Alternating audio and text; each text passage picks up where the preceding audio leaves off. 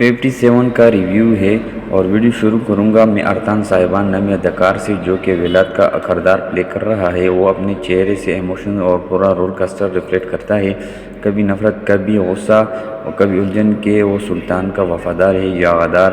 اس کے پاس وہ سب کچھ ہے جو کسی بھی ویلن کو خوفناک بناتا ہے۔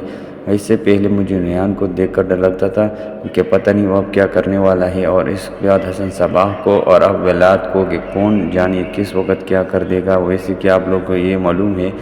کہ کسی اداکار سلطان فاتح پر ایک ڈرامہ بنا تھا جس کا نام بھرجان فاتح تھا، تو اس میں ارطان صاحب نے قسطنطنیہ کے امپراطور قسطنطینوس کا رول پلے کیا تھا، اور اس سیریز میں کافان امیرزادی اوغلو نے سلطان فاتح کا کردار ادا کیا تھا۔ قسطنطنیہ رول میں پرفیکٹ تھا، اور اس سیریز میں بھی تاریخ میں ولاد کے اندر شیطانت چھپی ہوئی تھی اور اسے بہترین طریقے سے پروٹو کر رہا ہے۔ سچ کہوں تو جب یہ سیزن شروع ہوا اور پہلی قسط میں ہمیں مقدس امانتوں والا سنہرو دیکھنے کو ملا تو میں مایوس ہوئی اور سوچا کہ مقدس امانتوں والا سلسلہ پہلے ارطغرل میں چلا، پھر کورلس عثمان کی سیزن 1 میں، پھر سیزن 6 میں دکھایا گیا، اور ان کے علاوہ سلجوقیوں میں مقدس امانتوں کا سینیریو، اور اب سیریز میں رائٹر پھر سے قسطوں میں پیٹ بھریں گے۔ لیکن آفرین رائٹر پر کہ انہوں نے جس فنکاری کے ساتھ مقدس امانتوں کی ہائپ بنائی اور اس سلسلے کو لے کر چل رہے وہ قابل تعریف ہے۔ لیکن ناظرین کرام، اس معاملے میں بحیثیت مسلمان ایک تاریخی حقیقت بنانا چاہوں گا کہ ویسے تو ہم سب جانتے ہیں کہ اسلام کے اصولوں کے مطابق انبیاء کرام علیہ السلام کی کوئی تصویر بنانا جائز نہیں، لیکن تاریخ میں یہ آثار قدیمہ میں بھی کوئی ایسی تصویر موجود نہیں جس کے بارے میں تصدیق ہو کہ وہ عیسیٰ علیہ السلام کی تھی۔ اور اس سیریز میں بھی جو کچھ دکھایا جا رہا ہے وہ صرف ایک فیک تصویر ہے، جو کہ سیریز کی کہانی کو مزید ڈرامٹک بنانے کے لیے یا مزید اٹریکٹیو بنانے کے لیے خود سے بنائی گئی ہے،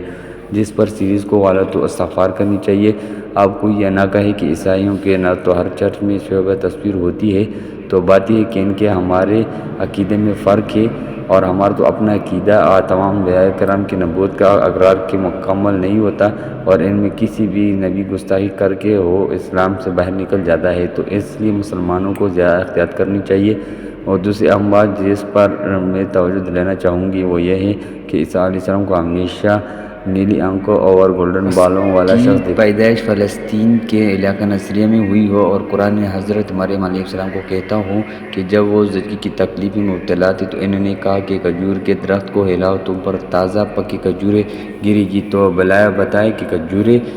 دسمبر میں پکتی یا پھر گرمیوں میں، تو اس حساب سے حضرت عیسیٰ علیہ السلام کی پیدائش کا دن بھی غلط ہے، یعنی کہ 50 دسمبر۔ اور اس کے علاوہ کھجوروں والے علاقوں میں نیلی آنکھیں اور گولڈن بال کہاں سے آئے، تو اس کے پیچھے بڑی لمبی تفصیل ہے کہ حضرت عیسیٰ علیہ السلام کا حلیہ کیوں بدلا گیا۔ مختصر بات یہی ہے کہ جن لوگوں نے قرآن شریف کے مطابق نبی اکرم صلی اللہ علیہ وسلم کا حلیہ اپنی کتابوں میں بدلنے کی کوشش کی، انہوں نے حضرت علیہ السلام کا حلیہ بدلا۔